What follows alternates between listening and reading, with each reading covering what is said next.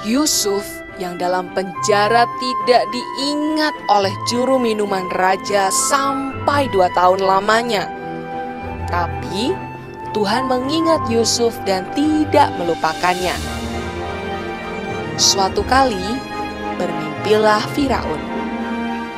Tampaklah dari sungai Nil 7 ekor lembu yang gemuk badannya. Kemudian tampaklah juga 7 ekor lembu yang kurus badannya berdiri di samping lembu yang tadi. Tiba-tiba lembu yang kurus memakan ke-7 lembu yang gemuk. Setelah itu, Firaun bermimpi untuk kedua kalinya. Tampaklah 1 tangkai gandum mengeluarkan 7 bulir yang gemuk. Kemudian tumbuh juga 7 bulir gandum yang kurus dan layu. Bulir yang kurus menelan bulir yang gemuk. Pada waktu paginya, Firaun memanggil semua ahli dan orang berilmu di Mesir untuk mengartikan mimpinya. Tapi tidak ada seorang pun yang bisa. Maka teringatlah juru minuman raja kepada Yusuf di penjara dan menceritakannya kepada Firaun. Yusuf pun dibawa menghadap Firaun untuk mengartikan mimpi. Setelah mendengar mimpi Firaun, Yusuf menjelaskan. Arti mimpi tuanku Firaun adalah akan datang 7 tahun kelimpahan di Mesir.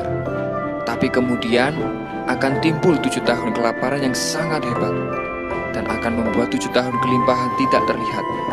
Oleh sebab itu, baiklah Tuhan mencari seorang yang bijaksana untuk mengumpulkan gandum di masa kelimpahan. Usul itu dipandang baik oleh Firaun. Maka ia mengangkat Yusuf menjadi penguasa atas Mesir.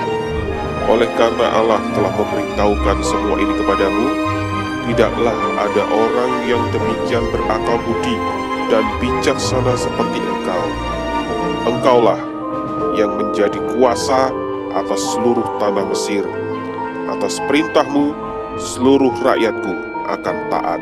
Maka Yusuf mengumpulkan makanan selama 7 tahun kelimpahan sampai tidak terhitung banyaknya. Setelah lewat ke-7 tahun kelimpahan, mulailah datang 7 tahun kelaparan yang sangat hebat.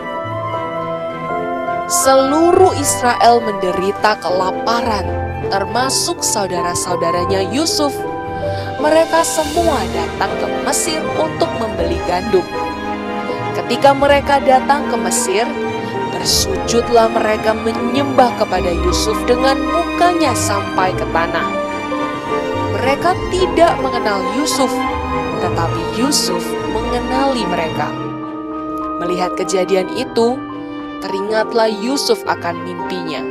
11 berkas gandum saudaranya yang sujud menyembah kepada berkas gandumnya. Mimpinya sudah terjadi. Bisa saja Yusuf membalas dendam kepada saudara-saudaranya dengan tidak mau memberikan gandum. Tapi Yusuf tidak melakukannya. Ia mau memaafkan saudara-saudaranya dan memeluk mereka semua. Memang kamu telah mereka-rekakan yang jahat terhadap aku, tetapi Allah telah mereka-rekakan untuk kebaikan dengan maksud melakukan seperti yang terjadi sekarang ini, yakni memelihara hidup suatu bangsa yang besar. Janganlah takut, aku akan menanggungmu dan anak-anakmu.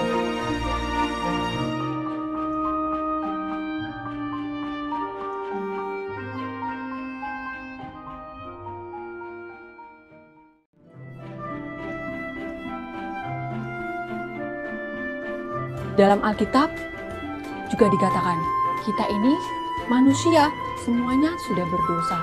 Tapi 2000 tahun yang lalu, Tuhan Yesus sudah mati di kayu salib untuk menebus setiap dosa-dosa manusia.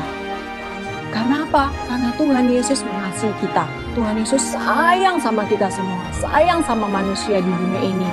Jadi Tuhan Yesus mati di kayu salib untuk menebus dosa-dosanya kita. Tapi Tuhan Yesus tidak hanya mati di kayu salib. Tuhan Yesus juga waktu itu dikuburkan. Setelah dikuburkan, pada hari yang ketiga Tuhan Yesus bangkit. Wah, Tuhan Yesus bangkit. Kuburnya kosong. Pagi-pagi, murid-murid Tuhan Yesus datang ke kuburnya Tuhan Yesus. Melihat batu yang menutupi kuburnya Tuhan Yesus sudah terbuka, sudah terguling. Dan Tuhan Yesus sudah tidak ada di dalam kuburnya. Karena Tuhan Yesus sudah bangkit. Itu artinya apa? Tuhan Yesus menang atas maut. Tuhan Yesus menang atas setiap dosa-dosa, atas setiap apapun kesalahan yang manusia lakukan. Kenapa? Tuhan Yesus satu-satunya jalan. Keselamatan yang kita peroleh, yang kita dapatkan, itu apa?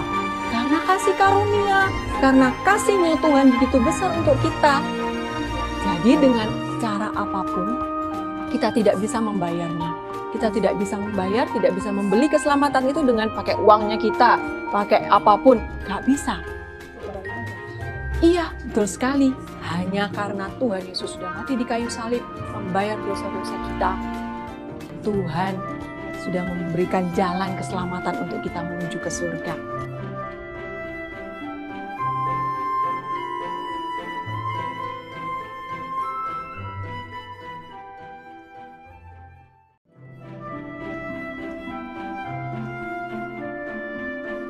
Cerita Alkitab ini diambil dari Lukas 8 ayat 26 sampai 39. Yesus dan murid-muridnya naik perahu. Kemudian mendaratlah mereka di tanah orang Gerasa yang terletak di seberang Galilea. Setelah Yesus naik ke darat, datanglah seorang laki-laki dari kota itu menemui dia. Orang itu dirasuki oleh setan-setan. Sudah lama orang itu tidak berpakaian dan tidak tinggal di dalam rumah, tetapi tinggal di pekuburan. Roh jahat sering menyeret-nyeret dia, maka untuk menjaganya, ia dirantai dan dibelenggu. Tetapi ia memutuskan segala pengikat itu dengan mudah dan ia dibawa oleh setan itu ke tempat-tempat yang sunyi. Ketika orang itu melihat Yesus, ia berteriak lalu tersungkur di hadapannya dan berkata dengan suara keras, "Apa urusanmu dengan aku? Hai Yesus, Anak Allah yang Maha Tinggi, adakah engkau kemari untuk menyiksa kami sebelum waktunya?" Dan Yesus bertanya kepadanya, Siapakah namamu? "Legion, karena kami banyak." Maka Yesus memerintahkan roh-roh jahat keluar dari orang itu. Hai engkau roh jahat, keluarlah dan pergilah dari orang ini. "Ampun Tuhan, aku memohon kepadamu supaya engkau jangan menyiksa kami. Lihatlah di sana ada sejumlah besar babi yang sedang mencari makan di lereng gunung. Jika engkau mengusir kami, suruhlah kami pindah ke dalam kawanan babi itu." Pergilah. Setan-setan itu meminta kepada Yesus supaya ia mengizinkan mereka memasuki babi-babi itu. Yesus mengabulkan permintaan mereka. Lalu keluarlah setan-setan dari orang itu dan memasuki babi-babi itu.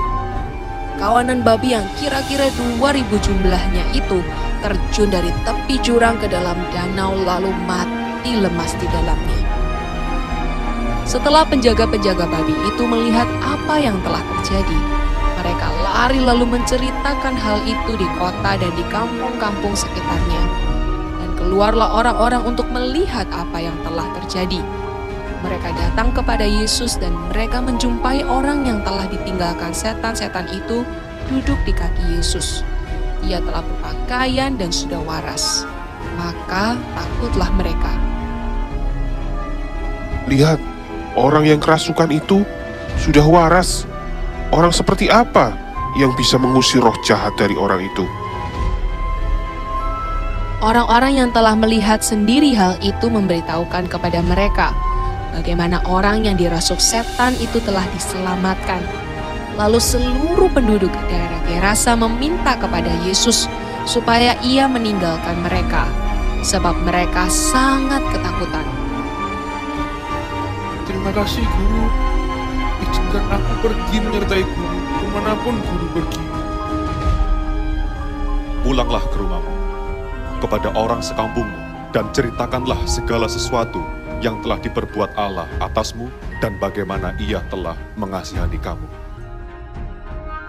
Baik, Guru. Orang itu pun pergi mengelilingi seluruh kota dan memberitahukan segala apa yang telah diperbuat Yesus atas dirinya, dan mereka semua menjadi heran.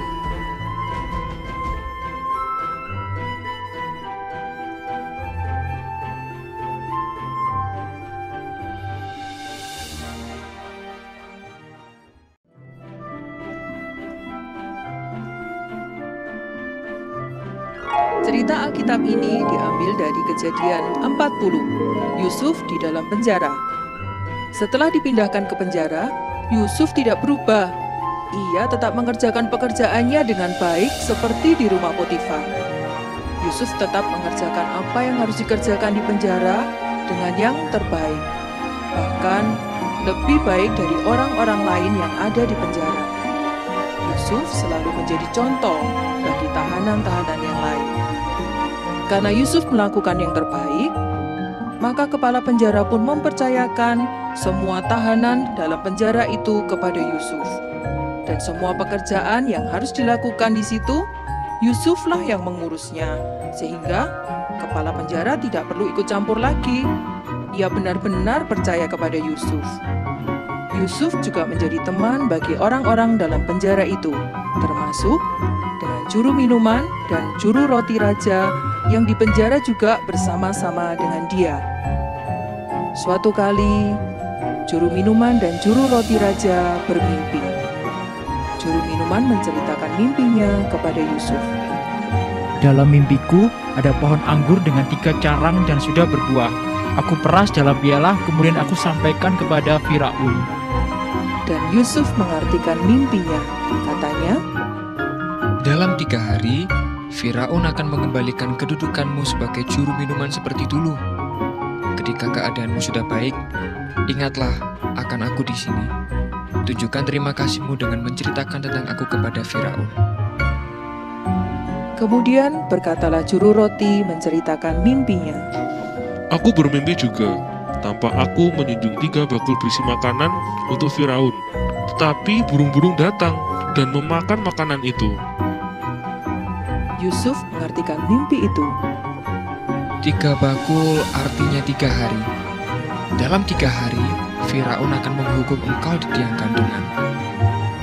Dan terjadilah pada hari yang ketiga, Firaun mengembalikan kedudukan juru minuman, tetapi menghukum juru roti, tepat seperti yang dikatakan Yusuf kepada mereka.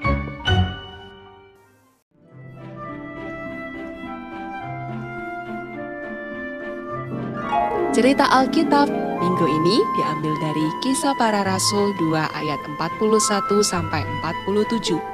Cara hidup jemaat yang pertama. Setelah menerima Roh Kudus, Petrus bangkit berdiri di hadapan orang banyak dan bersaksi dengan suara yang nyaring.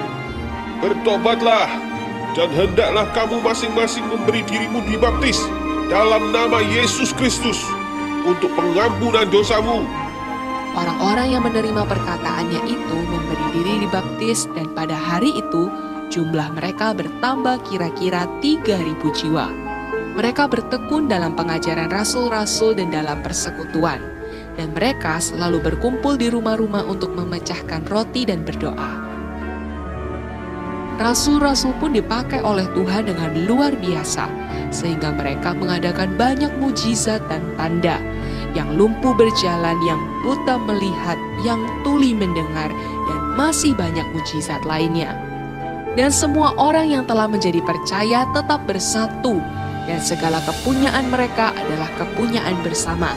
Selalu ada dari mereka yang menjual harta miliknya, lalu membagi-bagikannya kepada semua orang sesuai dengan keperluan masing-masing.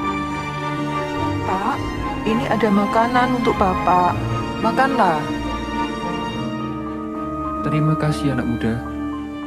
Tuhan memberkatimu juga. Dengan bertekun dan dengan sehati mereka berkumpul tiap-tiap hari dalam bait Allah.